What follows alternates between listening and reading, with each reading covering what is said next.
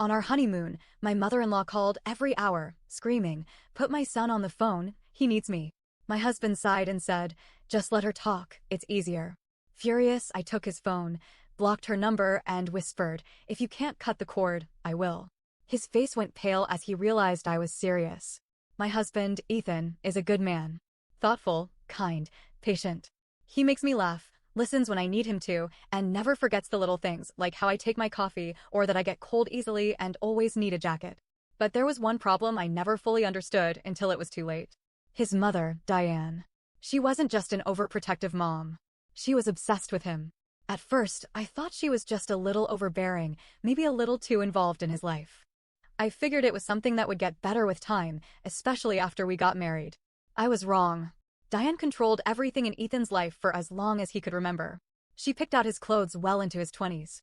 She paid his credit card bills, even though he had a full-time job and never asked her to. She called him constantly, often for no reason at all, just to check in. If he didn't answer right away, she'd call again, and again, and again.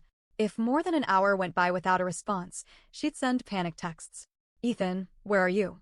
Are you okay? I'm worried. Why aren't you answering me?" And if he still didn't respond, she'd call me. It didn't matter if we were out to dinner, watching a movie, or even at work. She always found a way to insert herself. Ethan always made excuses. "She just loves me. She worries too much. It's just how she is." And for a long time, I let it slide. Because Ethan was amazing in every other way. I figured it was something we'd grow out of. I was an idiot. We had been married for exactly 3 days when Diane decided she couldn't survive without talking to her son every single hour. We flew to Maui for our honeymoon. I was excited, our first real vacation together. No wedding stress, no family, just us. Then Ethan's phone rang. I saw the name on the screen and felt my stomach turn. He sighed. "I'll just answer real quick." It was our first night there. The second we got to the hotel, she called again. And then again. Every single hour. At first, Ethan just ignored it. But every time his phone rang, I could see him tense up. "It's fine," he muttered. "She'll stop eventually." She didn't. By day 2, I couldn't take it anymore. Morning. We were at breakfast. A beautiful open-air restaurant, ocean breeze, palm trees swaying. I was sipping my coffee, finally feeling relaxed. Then Ethan's phone rang. "Diane." He sighed. "I'll just let her talk real quick." I stared at him. "Are you serious?" "She'll just keep calling." He answered. "Hey, Mom." I listened as he nodded along to whatever she was saying, his expression blank. After a few minutes, he hung up. "She just wanted to check in," he said. I gritted my teeth. "Ethan, we're on our honeymoon." "I know," he said. "But it's easier to just let her talk." Lunch. We were on the beach, drinks in hand, waves rolling in. His phone rang. "Diane." Dinner. A fancy sunset cruise. Romantic music playing in the background. I was in the middle of a sentence when his phone buzzed. "Diane." Bed. Curled up together, about to fall asleep. His phone lit up. "Diane." Every single hour. By day 3, I had officially lost my patience. It was late. We had just come back from a long day exploring. I was exhausted, mentally and physically. We had barely been alone together. Every time we started talking, Diane called. Ethan kept picking up. I had tried to be patient. I had tried to be understanding. But I couldn't do this anymore. We were lying in bed when his phone rang again. I snatched it off the nightstand before he could reach for it. I hit answer. Before she could speak, I said, "Diane." "It's me." Silence. Then she screamed. "Put my son on the phone. He needs me." I actually laughed. A cold, humorless laugh.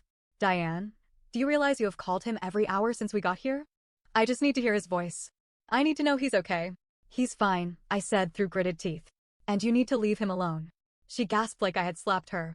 "You don't understand our bond," she hissed. "I have a bad feeling. I know something's wrong. Just put him on." "No," I hung up. Then I blocked her number. I turned to Ethan, who was completely frozen. His face was pale. He looked like I had just set his childhood home on fire. "Did you?" "I blocked her," I said. "And if you unblock her, I swear to God, Ethan, I am done." He sat up straight. "What the hell, my name?" "No, Ethan. What the hell you?" I shot back. "We're on our honeymoon. This is supposed to be our time. And you have spent the entire trip on the phone with your mother." He ran a hand down his face. "You don't get it. It's easier this way." "No, it's easier for her. Not for us." He opened his mouth. Closed it. I could see the wheels turning in his head. The realization. The guilt. The truth. For the first time, I watched him struggle with it. He wasn't just realizing how messed up it was. He was realizing that he had been trained his entire life to put his mother above everything. Even me. I didn't say another word. I rolled over and went to sleep. The next morning, Ethan looked terrified. I didn't say anything. We went to breakfast. Still silent. Then he checked his email. His face went white. I leaned over. Saw the email from Diane. Subject, urgent, come home now. Ethan, I have never been so disrespected in my life. This is absolutely unacceptable. You need to call me immediately. There's a family emergency. And tell your wife she will not be getting away with this. I laughed out loud. Ethan, I said. If this is a real emergency, your sister will know. He hesitated. Then, for the first time in his life, he didn't call his mother. Instead, he called his sister. And what she said made his entire world crumble. Ethan put the phone on speaker. His hands were shaking. His sister, Hannah, picked up almost immediately. Hey, what's up? She said, sounding normal. Ethan cleared his throat. Mom emailed me. She said there's a family emergency. Do you know what's going on? There was a pause. Then, Hannah snorted. Emergency? The only emergency is that she can't reach you. She's been calling me, too. Crying about how my name is turning you against her. Ethan sat back like he had been punched. She told me to come home, he said weakly. Hannah sighed. Yeah, that sounds like her. She's spiraling. She even told Aunt Lisa that you were in danger. In danger? Ethan repeated, blinking. Yeah. Hannah sounded exhausted. She told everyone you're being controlled and brainwashed. She even asked if she should fly to Hawaii to rescue you. I nearly choked on my coffee. She's not actually coming here, is she? I asked. Hannah hesitated. I don't know, but if she can find a way, I wouldn't put it past her. I looked at Ethan. Ethan, do you understand what's happening right now? He swallowed hard. This is bad, he murmured. This is really bad. I nodded. And then his phone started ringing. Blocked number. Diane. I grabbed his phone and turned it off. She's unhinged, Ethan, I said. She's losing control, and she will do anything to get it back. We tried to enjoy the rest of our honeymoon. But I could tell Ethan wasn't okay. He was spiraling. He barely spoke. He barely ate. I could see him wrestling with the guilt. Every time we walked past a mother and son on the beach, I caught him staring. Like he was imagining a world where his mother wasn't like this. And then, on our last night in Maui, something happened that changed everything. We were at dinner. A beautiful oceanfront restaurant, candlelit table, soft music playing. And then I saw her. Across the restaurant. Blonde hair. Expensive blazer. Standing by the entrance, scanning the tables. Diane. I nearly knocked over my drink. Ethan, I hissed. Turn around. He did. And he went completely pale. Because there, in the middle of our honeymoon, in a completely different state, was his mother. And she had just spotted us. Diane marched over like she owned the place. Ethan was frozen. I could feel his panic. She stopped right at our table, her face tight with rage. Ethan, she said, voice trembling. Come with me. Now. Silence. I stared at her. You flew to Hawaii? She ignored me, her eyes locked onto Ethan. We need to talk. In private. Ethan still hadn't spoken. People were staring. I clenched my fists. No. If you have something to say it here. Diane's nostrils flared. I don't know what you've done to him, but I'm taking my son home. Ethan finally snapped out of his daze. What? He croaked. You heard me, she said. Pack your bags. We're leaving first thing in the morning. She wasn't asking. She had already decided. Like he had no say. Like I didn't exist. I turned to Ethan. Ethan, say something. He opened his mouth, then closed it. His entire life had been spent obeying this woman. And right now? I could see his brain short-circuiting. So I said it for him. He's not going anywhere, Diane. Her head snapped toward me. You don't get a say, she spat. You're a manipulative, selfish little. I stood up. Enough, I said. Diane actually took a step back. This is insane. You flew here. You stalked us. And now you're trying to drag your grown son home like he's a lost child. I shook my head. You need to leave. Now. She turned back to Ethan. You're really going to let her speak to me like this? She whispered. After everything I've done for you? Ethan looked broken. And then Diane made her biggest mistake. She reached for his wrist. Not a soft touch. Not motherly. A grip. Like she was about to pull him out of his chair. I slammed my hand down on the table. Don't touch him. Diane gasped. The entire restaurant went silent. And Ethan? He did something I had never seen before. He jerked his arm away. "Mom," he said, voice shaking. "You need to leave." Diane looked like she had been slapped. "I am your mother," she whispered. "You don't mean that." Ethan swallowed hard. "I do." Diane's eyes filled with tears. "You're making a terrible mistake," she said. And then, before anyone could stop her, she turned and ran out of the restaurant. Ethan sat there, staring at the table, hands trembling. I reached for him. "Are you okay?" He didn't answer. Finally, he looked up. "I don't know who I am without her." His voice was so small. I felt my heart break, because I realized the truth. This wasn't just about setting boundaries. This wasn't just about our marriage. Ethan had been raised in a cage, and for the first time in his life, the door was open, but he didn't know if he could step through it. Diane was gone. She had run out of the restaurant, humiliated, furious, and, most dangerous of all, determined. But something told me this wasn't over. Ethan sat across from me, pale and shaking. He had just stood up to his mother for the first time in his life. He should have felt free. He should have felt proud. But he just looked lost. I reached for his hand. "Ethan, talk to me." He didn't say anything, just squeezed his eyes shut, breathing heavily, like he was trying to wake up from a bad dream. A waiter hesitantly approached. Is everything all right here?" I forced a smile. "Yes, we're fine." I wasn't sure if that was true, because I could feel it in my gut. Diane wasn't done. We left the restaurant an hour later. Ethan was silent the whole way back to the hotel. We walked through the lobby, past the front desk, toward the elevator. And that's when I saw it. A man standing near the entrance. Mid-50s. Gray hair. Polo shirt. He was scrolling through his phone, but every few seconds, his eyes flickered toward us. Something about him felt off. My stomach twisted. I nudged Ethan. "Do you know that guy?" Ethan barely glanced at him. "No." "Why?" "He's watching us." Ethan sighed. "You're being paranoid." "Maybe." But when the elevator doors closed, and I got one last look, that man was still staring. And he was smiling. Back in our hotel room, I locked the door. Double-checked it. Pulled the curtains closed. I wasn't taking chances. Ethan flopped onto the bed with a groan. "I feel sick." I sat beside him. "What happens now?" He exhaled slowly. "I don't know. Is she going to leave us alone?"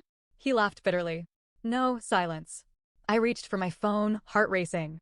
I needed to know where Diane was. What she was planning. I texted Hannah. "Me? Where is she now?" Hannah responded almost instantly. "Hannah, she just called me sobbing. Said you attacked her in public. Said Ethan is being forced to stay with you." I told her she was insane and hung up. I felt ice crawl up my spine. "She's spinning a new story," I muttered. "She's going to make herself the victim." Ethan rubbed his temples. "That's what she does." And then a knock at the door. We both froze. Knock, knock, knock. Not frantic. Not loud. Steady. Ethan and I exchanged a look. I tiptoed to the door, heart pounding. Peered through the peephole. It wasn't Diane. It was the man from the lobby. I felt my stomach drop. I turned back to Ethan. "It's that guy. From downstairs." His forehead creased. "What?" Knock, knock, knock. I forced myself to sound calm. "Can I help you?" The man spoke through the door. "Ethan? Your mother sent me." My blood turned to ice. Ethan shot up from the bed. "Who the hell are you?" "I'm a private investigator," the man said casually. "Your mother hired me." My head spun. "She's trying to track you," I whispered. Ethan's hands clenched into fists. "Go away." The man chuckled. "I just need to confirm you're okay. If you open the door, I'll be out of your hair." I nearly laughed at the audacity. Like we were just going to let him in. Ethan's voice was dead cold. "If you don't leave, I'm calling the police." Silence. Then, the man sighed. All right. No need for that." Footsteps. I waited until I was absolutely sure he was gone before I turned back to Ethan. "Your mother hired someone to track us." His entire body was trembling. I can't believe this." I swallowed the lump in my throat. "You know what this means, right?" He nodded slowly. "Diane was never going to stop. Not on her own. We barely slept that night. Every sound made me jump. Every shadow under the door made my heart pound. By morning, we knew what we had to do. We needed to leave. I called the front desk. Paid for our room over the phone. Booked an earlier flight. Then I called security. There's a man pretending to be a private investigator. He knocked on our door last night, saying he was sent by my husband's mother." Front desk. "Ma'am, that man came by this morning asking for your room number." My breath caught. Did you give it to him?" Front desk. "No, of course not. But he was very persistent." My hands were shaking. I turned to Ethan. "We need to leave now." He didn't argue. We packed in 5 minutes. Took a different exit out of the hotel. The whole way to the airport, Ethan didn't say a word. Until finally, as we were about to board, he turned to me. I need to do something, he said. I hesitated. What? He exhaled. Something I should have done a long time ago. And then, for the first time ever, Ethan blocked his mother's number. Our flight took off. I felt like I could finally breathe again. I leaned against Ethan's shoulder, exhausted but relieved. And then his phone buzzed. Blocked number. A voicemail. His face twisted. She got a new number. He pressed play. Diane's voice filled the cabin. Ethan, you've made a terrible mistake. You don't understand what you've done. I'll fix this. I'll fix everything. I'll make sure you see the truth. You'll come back to me. You always do. Click. Ethan stared at his phone, eyes hollow. And I knew. This wasn't the end. This was just the beginning. When we got back home, I knew it was only a matter of time before Diane made her next move. She had crossed a line by hiring a private investigator, but to her, this was just the beginning. Ethan was different now. Something had shifted in him. He was quieter, more distant, like he was still processing the fact that his mother wasn't just controlling, she was dangerous. For the first few days, we tried to settle back into normal life. Then the letters started coming. They weren't handwritten. They were typed. Formal. Cold. Cease and desist. Diane was threatening to sue me for emotional distress and alienation of affection. It was so ridiculous, I actually laughed the first time I read one. Ethan didn't laugh. She's really doing this, he muttered. I folded my arms. We're not playing her game, Ethan. He nodded slowly. I know, but she's not going to stop. And he was right. Because 2 weeks later, she showed up at our house. It was a Saturday. Late afternoon. I was in the kitchen, making tea, when I heard the pounding at the door. Not knocking. Pounding. I froze. Ethan walked past me, looked through the peephole, and went completely still. It's her, he whispered. Of course it was. I grabbed his arm before he could open the door. Ethan, think. He ran a hand down his face. I need to end this. Before I could stop him, he yanked open the door. And there she was. Diane stood on our porch, rain-soaked and furious, like she had walked through hell to get here. Her eyes locked onto me first. Not her son. Me. You, she spat. Ethan stepped in front of me. Mom. Stop. Diane shoved past him and marched into our house. I snapped. Get out. She ignored me. She turned on Ethan instead, jabbing a finger at his chest. You are not my son anymore, she hissed. You have changed. This person, she shot me a look of pure hatred, has poisoned you against me. Ethan flinched. Diane took a deep breath, then softened her tone. But it's not too late, she said, voice trembling. You can still come home. We can fix this. And then, the worst thing happened. She started crying. Real tears. Or at least, they looked real. I felt Ethan hesitating. Years of conditioning told him to fix it. To comfort her. To be the good son again. I had to act fast. I turned to Diane. Leave. Now. She snapped. You don't get to tell me what to do, she hissed. You are nothing. You are just some woman who stole my son. Ethan took a deep breath. Mom, he said softly, you need to leave. Her head snapped toward him. What did you say? Ethan's face was pained. But for the first time, he didn't back down. I love you. But this stops now. His voice was shaking. You can't control me anymore. You can't follow me, call me, track me, threaten my wife. I won't let you. Diane's breath hitched. And then? She laughed. Cold. Bitter. I always knew you were weak, she whispered. Just like your father. Ethan froze. The words hit hard. Harder than anything else she had said. She saw the way his face crumbled, and she smiled. That's when I knew. She didn't come here to take him back. She came here to break him. And that's when Ethan finally, truly, completely snapped. His voice was calm when he spoke. Dangerously calm. I remember now. Diane frowned. What? Ethan shook his head, eyes haunted. You told me my dad left us because he didn't love me. His voice cracked. But that wasn't true, was it? Diane went still. Ethan kept going. You drove him away. Just like you're trying to do with my wife. Diane flinched. I stepped forward, heart pounding. Ethan, what are you saying? He turned to me. I repressed it for years, he said. But I remember now. He looked back at Diane, his expression unreadable. Dad left because of you. Diane's lips parted. For the first time since I met her, she looked nervous. You were so controlling, Ethan whispered. So suffocating. He tried to take me with him. But you. His voice broke. You threatened to destroy him if he took me away. Diane's face twisted. That's not true. Yes, it is. Ethan was shaking. You told me he abandoned me, he whispered. But he didn't. You took him away from me. Silence. Diane's face turned red. You ungrateful little, get out. Diane's head snapped up. Ethan was breathing hard now. I never want to see you again. Diane gasped. Ethan, she whispered, panicked now. You don't mean that. I do. His voice was firm, unwavering. He took a deep, shaky breath. Goodbye, Mom. And then he closed the door in her face. We stood there listening. For a moment, I thought she might scream, pound on the door.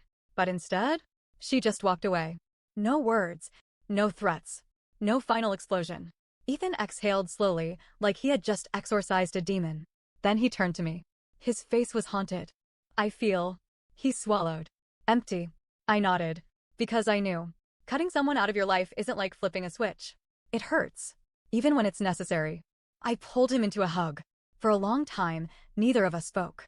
Then he whispered, Do you think she'll ever stop? I was honest. I don't know. But I did know one thing. Ethan was free. And that was the one thing Diane could never take away.